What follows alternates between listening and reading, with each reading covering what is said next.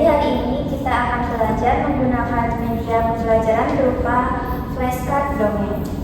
Nah, flashcard dongeng ini merupakan kartu bergambar yang berisi tokoh, suasana, dan maupun bagian cerita dari sebuah dongeng. Nah, di sini ibu itu menyediakan berbagai jenis kartu. Jadi nanti kalian bisa mengurutkan dari urutan kartu ini, lalu diceritakan kembali dari urutan kejadian dongeng tersebut.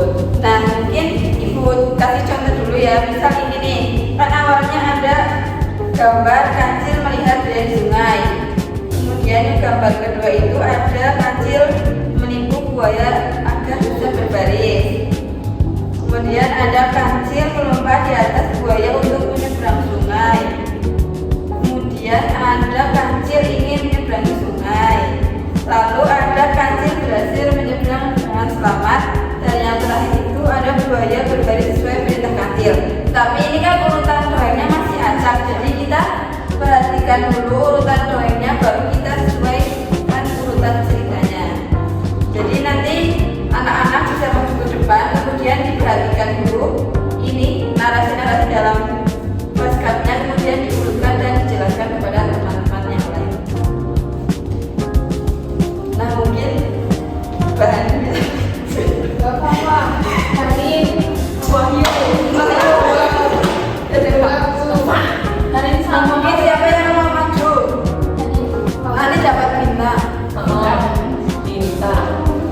Caci coba yuk, masuk.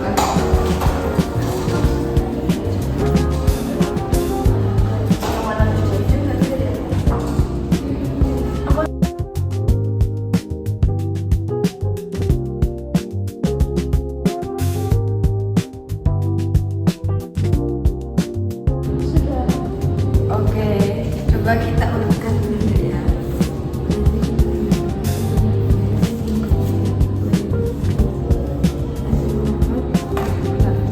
Nah, lanjut diceritain ya urutannya. Nah, jadi ini itu awalnya kancil.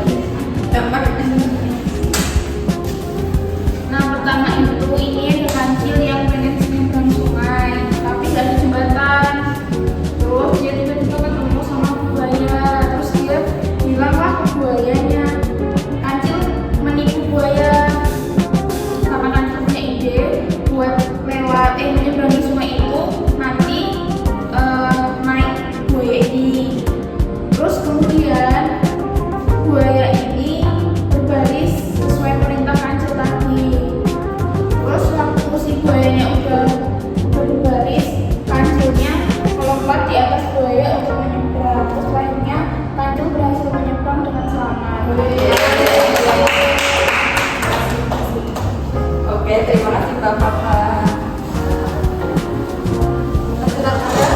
Siapa yang mau coba lagi? Dua. Ini sama ibu. Yuk. Yuk.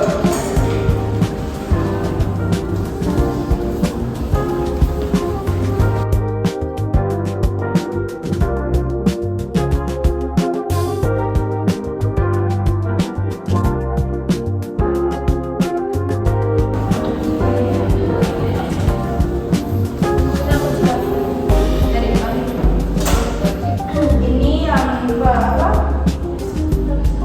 flashcard yang pertama urutannya itu kancil bingung mau nyeberangi sungai itu bagaimana. Terus yang kedua ini kancil ya buaya di sungai. Setelah itu kancil punya ide buat menipu buaya berbaris biar kancil itu bisa melewati sungai. Lalu buaya mau ditipu sama kancil, akhirnya buaya berbaris sesuai perintah kancil. Setelah berbaris, si kancil melompat di atas buaya untuk menyeberang sungai. Dan terakhir, akhirnya kancil bisa menyeberang dengan selamat dari peraturan si buaya.